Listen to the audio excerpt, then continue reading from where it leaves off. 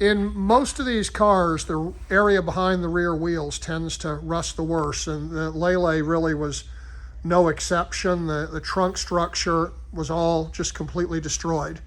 Here, this is the rear of the car, and everything here, with the exception of the original rear, is newly fabricated.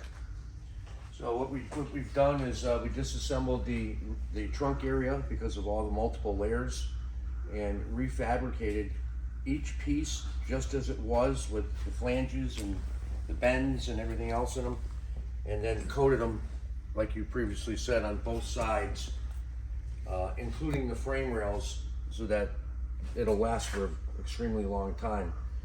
These are all the pieces. I think we have a few others next door, but you get the idea.